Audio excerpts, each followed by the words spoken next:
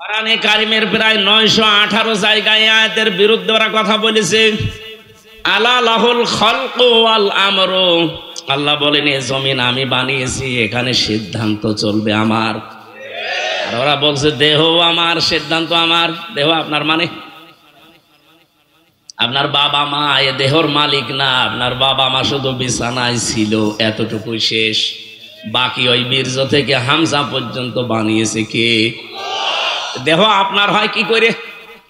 ওয়ারফা'না লাকা যিকরাক, দুনিয়া আখিরাতে তাদের মর্যাদা সম্মান কামনা করছে, আল্লাহ যেন দান করেন, বলেন আমিন। আমি শুধু দুনিয়াতে না, দুই জগতেই সম্মান কামনা করেছি।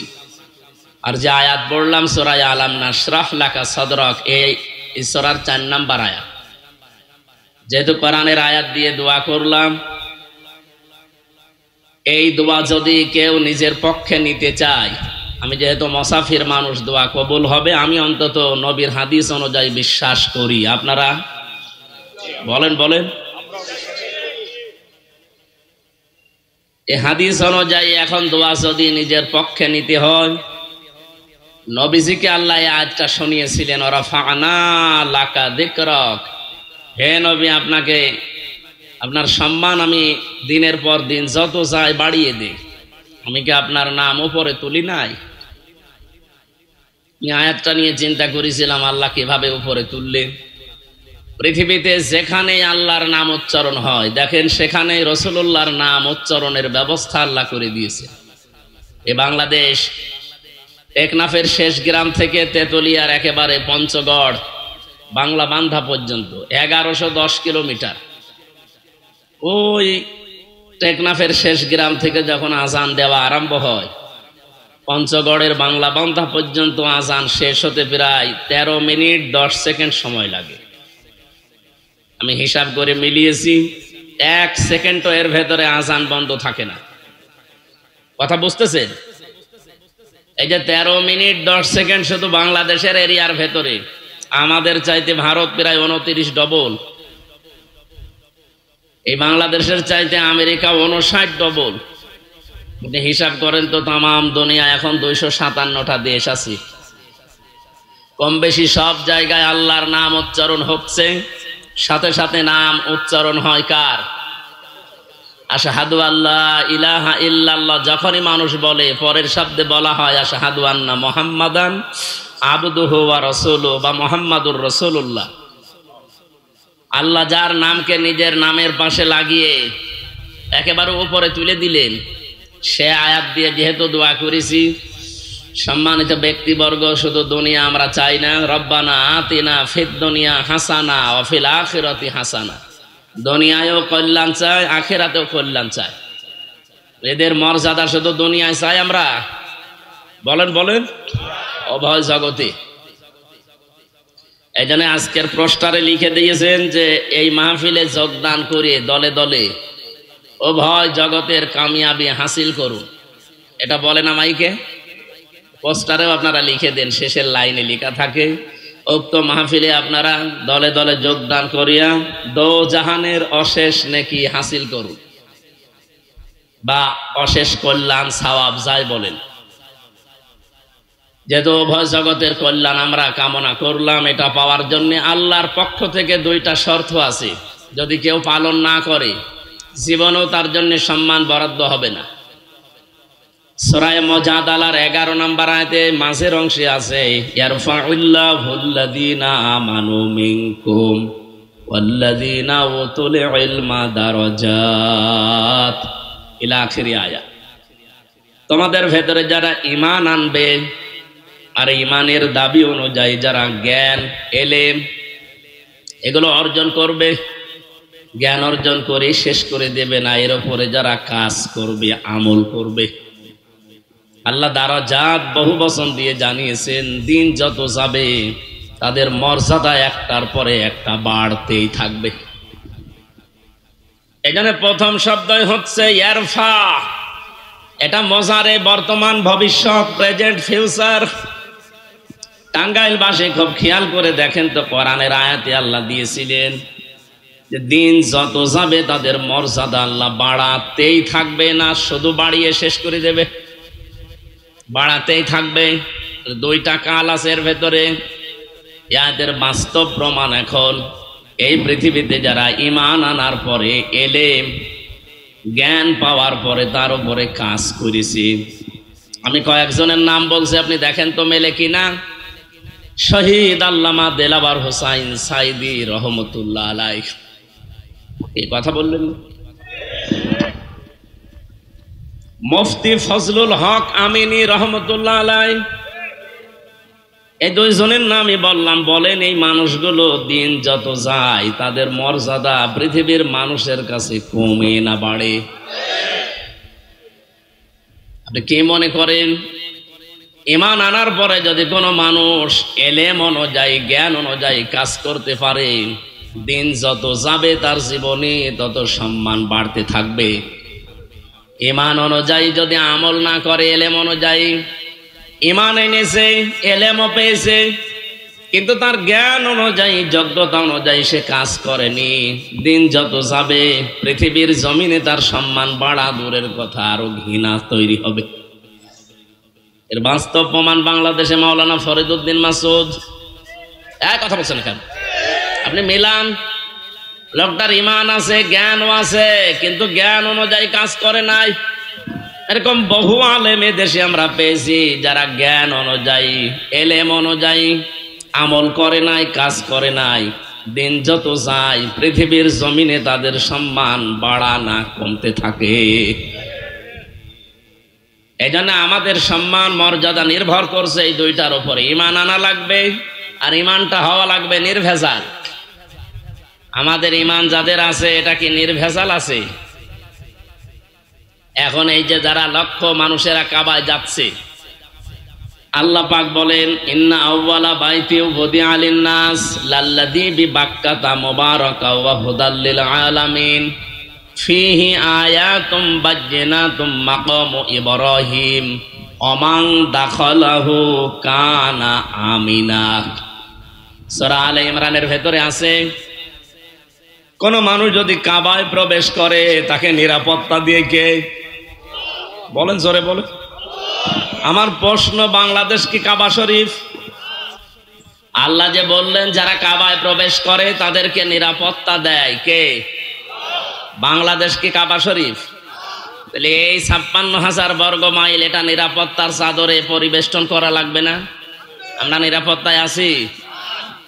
মনে করছে যে আগস্টের ৫ তারিখের পর থেকে সব হয়ে গেছে। কে বলিস আপনাকে? আগে কথা বলতে দিত না আর এখন কথা বললে শোনে না। বিষয়টা আগের চাইতে এখন আরো জটিল। আগে তো মুখে তালাবদ্ধ, কথা বলতেই পারতাম না, আর এখন কথা বললেও শোনে না।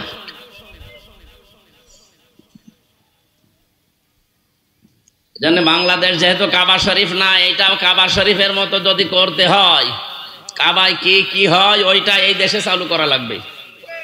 কি হয় কাবায়? কাবার এরিয়ার ভেতরে ১ নাম্বার কাজ, সেখানে শিরিক নেই। এই কথা বোঝেন কিনা বলে? কাবার এরিয়ার ভেতরে শিরিক আছে। তাহলে বাংলাদেশ যদি নিরাপত্তা দিতে হয়, চীনের নিরাপত্তায় হবে না, আমেরিকার নিরাপত্তায় হবে, রাশিয়ার নিরাপত্তায় হবে, আমাদের দাদাদের নিরাপত্তায় হবে। নিরাপত্তা লাগবে কার? আল্লাহ নিরাপত্তা দেয় কখন? সূরা আনআম ৭ নাম্বার পারা ১৭ নাম্বার পৃষ্ঠার ১ম নাম্বার লাইনের ৮২ নাম্বার আয়াতের প্রথম অংশে এটা আছে, আল্লাযীনা আমানু ওয়া লাম ইয়ালবিসু ঈমানাহুম বিযুলমিন উলাইকা লাহুমুল আমন ইলা আখির আয়াত। আল্লাহ পাক বলেন পৃথিবীতে যারা ঈমান আনে আর ঈমানের সাথে জুলুম মিশ্রণ করে না, এখানে জুলুম মানে শিরিক, তাদের ঈমানের সাথে যদি কেউ শিরিক মিশ্রণ না করে, ওই এলাকার জন্য উলাইকা দিয়েছেন। মনে হচ্ছে আল্লাহ তার কুদরতি আঙ্গুল এইভাবে ইঙ্গিত দিয়ে বলছে এই মানুষগুলোই, উলাইকা এই মানুষগুলোই, লাহুমুল আমন এরাই নিরাপত্তা পাওয়ার হকদার।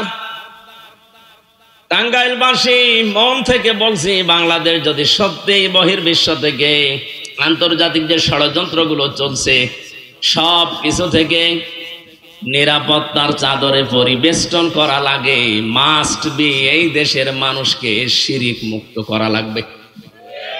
শিরিক দেশে নেই, বলেন বলেন। শিরিক থাকলে তো আপনাকে আল্লাহ নিরাপত্তা দেবে না। কাবার ভেতরে শিরিক নেই, এই জন্য আল্লাহ নিরাপত্তার চাদর দিয়ে বেষ্টন করে রেখেছেন। ওখানে কেউ প্রবেশ করলে সে নিরাপত্তা পেয়ে যায়। অথচ কাবার বাইরে যান, নিরাপত্তা পাওয়া দূরের কথা, সেখানেও চুরি আছে, ছিনতাই আছে, ডাকাতি আছে, মারামারি গন্ডগোল হট্টগোল হচ্ছে বাইরে। তো কাবার এরিয়ার ভেতরে প্রবেশ করলে আপনি নিরাপত্তা পেয়ে যাচ্ছেন। তাহলে এই গ্যারান্টি দিয়েছিল কে? আরো জোরে। আমাদের এই 56,000 বর্গ মাইলের বাংলাদেশ এখন নিরাপত্তার চাদর দিয়ে ঢেকে রাখতে হলে মাস্ট বি আমাদেরকে শিরিক মুক্ত জীবন তৈরি করা লাগবে। কোন শিরিক কি? আমি এক কথায় জবাব দিচ্ছি, আল্লাহ যেটা পারে ওইটা অন্য কেউ পারে, এই বিশ্বাস করার নাম শিরিক। শিরিক যারা করে তারা মুশরিক। মুশরিকের জন্য জাহান্নাম ওয়াজিব আর জান্নাত হারাম। একটু কঠিন হয়ে গেল না? আমি আবার বলছি, আল্লাহ যেটা পারে ওইটা অন্য কেউ। আরো জোরে বলেন। এই যে নারী কমিশন যে জমা দিয়েছে, আমি 318 পৃষ্ঠা পুরাটা পড়ে দেখেছি। আমার ছোট্ট মেধার ভেতরে আমি দেখলাম প্রায় কোরআনের 10টা আয়াত তারা অলরেডি অস্বীকার করেছে। কোরআনের আয়াত 10টা আর হাদিস প্রায় 28টা, ওরা মানেই না এগুলো। 92% মুসলমানের দেশে আপনি রিপোর্ট দেওয়ার সাহস পেলেন কোথায়? আপনার পেছনে কারা আছে আমরা জানি। এখনো পর্যন্ত যারা রাজপথে মিছিল দিয়েছে ঢাকাতে এই কয়েকদিন ধরে, মিছিলের সামনে দেখবেন 2-3 জন বাংলাদেশি, আর সব কলকাতা থেকে ভাড়া করা। আপনি একটু দেখবেন, খেয়াল করে। কারণ বাংলার মেয়েরা এত নিচে আজও নামে নাই। কথা বলেন না কেন? যে স্লোগান দিয়েছে ওটা বাংলাদেশের মুসলমানের মেয়েরা জীবনও দেবে না। চেয়েছিলাম হিস্সা, হয়ে গেছি বেশ্যা। আপনি তো আসলেও বেশ্যায় না, চরিত্র আছে। যেগুলো স্বামীকে দেখানো দরকার ওগুলো পাবলিককে দেখাচ্ছে। আমি আর নিচে নামলাম না। তা আপনি কি হিস্সা চাইলেন আর কি পেয়েছেন? আপনার বরাতে যা ছিল, কপালে যা ছিল, আপনার চরিত্র যা, তাই পেয়েছেন। ওগুলো তো জনগণের জন্য দেখানোর জিনিস না। দেখানোর জিনিস যেখানে সেখানে দেখায় না, উল্টা পাল্টা জায়গায় দেখিয়ে বেড়াচ্ছে। আপনার গোপন অঙ্গগুলো কেন জনগণকে দেখান? আমি একটা একটা করে প্রথম পারিবারিক জীবনে ওরা হাত দিয়েছে, এরপরে হাত দিয়েছে আমাদের সবচাইতে বড় জায়গা যেটা ওরা বলে দেহ আমার, সিদ্ধান্ত আমার। কোথায় পেয়েছেন এটা? কোরআনে কারিমের প্রায় 918 জায়গায় আয়াতের বিরুদ্ধে ওরা কথা বলেছে। আলা লাহুল খালকু ওয়াল আমরু, আল্লাহ বলেন এই জমিন আমি বানিয়েছি, এখানে সিদ্ধান্ত চলবে আমার। আর ওরা বলছে দেহ আমার, সিদ্ধান্ত আমার। দেহ আপনার মানে আপনার বাবা মা এ দেহর মালিক না। আপনার বাবা মা শুধু বিছানায় ছিল, এতটুকুই শেষ। বাকি ওই বীর্য থেকে হামজা পর্যন্ত বানিয়েছে কে? দেহ আপনার হয় কি করে? দেহ আল্লাহ বানিয়েছে, সিদ্ধান্ত দেহের উপরে চলবে কার? আরো জোরে। দেহ আপনার, সিদ্ধান্ত আপনার। এ কথা শিরিক। এই শিরিক বাংলাদেশে চলতে দেওয়া যাবে? এর দ্বিতীয় ব্যাখ্যা হচ্ছে জমিন আল্লাহর, আইন চলবে আল্লাহর। এর বিরুদ্ধে যদি কেউ অবস্থান নেয় যে জমিন আল্লাহর, সিদ্ধান্ত চলবে বাবার, জমিন আল্লাহর, সিদ্ধান্ত চলবে চাচার, জমিন আল্লাহর, সিদ্ধান্ত চলবে স্বামীর, আল্লাহর কসম আপনি আল্লাহর সাথে শিরিক করলেন। আর এই শিরিক অনেকে বুঝে আর না বুঝে করছে। আমরা তো এটা হতে দিতে পারি না। 92% মুসলমান আমরা এই দেশে আছি, জীবন চলে যাবে। এই দেশকে আমরা কাবার মতো নিরাপত্তা দিতে চাই। বলেন না কেন? যতদিন আমরা আছি জীবনে এখানে কোনো শিরিক প্রকাশ্যে গোপনে চলতে দেওয়া যাবে? যাবে? যারা করছেন তাদেরকে এই জন্য বোঝাচ্ছি, চীন, আমেরিকা, জাপান, রাশিয়া আমাদের নিরাপত্তা দিতে পারবে না, তাদেরই নিরাপত্তার গ্যারান্টি নেই। নিরাপত্তা দিতে পারে বলেন তো কে? ইয়াকুলুনা হাল্লানা মিনাল আমরি মিন শাইইন কুল ইন্নাল আমরা কুল্লাহু লিল্লাহ। সূরা আলে ইমরান 154 নম্বর আয়াতের মাঝের অংশে আছে, 4 নাম্বার পারার 9 নাম্বার পৃষ্ঠা 3 নাম্বার লাইনে পাবেন। এটা তাফসিরে ফি জিলালিল কোরআনের ব্যাখ্যায় আছে। আল্লাহ পাক বলেন, হে নবী, ওরা যদি প্রশ্ন করে যে আইন তৈরি করার ক্ষমতা কি আমাদের আছে, আপনি একেবারে ডাইরেক্ট বলেন যে না, কুলিন্নাল আমরা কুল্লাহু লিল্লাহ। আইন তৈরি করতে পারে শুধুমাত্র কে? আমরা তো এইটাই চাই। এই কথা বললে আপনার কাছে রাজনীতি মনে হয় হোক। 54 বছর ধরে এক কথা মানুষকে বোঝানো হয় যে জমিন আল্লাহর, আইন চলবে আল্লাহর। এ কথা বলতে গেলেই যারা আমাদের বিরুদ্ধে অবস্থান নিয়ে মিথ্যা কথা ছড়িয়ে দেন যে এই দেশে যারা একামতের দিনের দায়িত্ব পালন করে তাদের আকীদা ঠিক নেই, এই ভুয়া ধোঁয়াটা তাদের উপর আপনি দিতে পারলেন। মিথ্যা অভিযোগ একটা। অন্য যে কেউ এখানে আছেন, আমি চ্যালেঞ্জ দিয়ে বলতে পারি, কোরআন শরীফ মাথায় নিয়ে বলতে পারি, যাদের উপরে এই মিথ্যা তহমত আপনারা লাগিয়ে জাতির কাছ থেকে আলাদা করতে চান যে জামাত ইসলামী বাংলাদেশের আকীদা ঠিক নেই, কে বলেছে আপনাকে? জামাত ইসলামী বাংলাদেশের আকীদা হচ্ছে জমিন আল্লাহর, আইন চলবে আল্লাহর। এর বাইরে যদি জামাত ইসলামের আকীদা থাকে, আমি এক্ষুনি এখান থেকে চলে যাব। যদি কেউ জামাতের এখানে থাকে জিজ্ঞাসা করেন তো, জমিন আল্লাহর, আইন চলবে মওদুদির, বলেন। আপনি কোন কারণে মিথ্যা তহমত দিতে আছেন এতদিন? যতগুলো অভিযোগ করা হয়েছে তাদের বিরুদ্ধে সবগুলো মিথ্যা, সবগুলো মিথ্যা।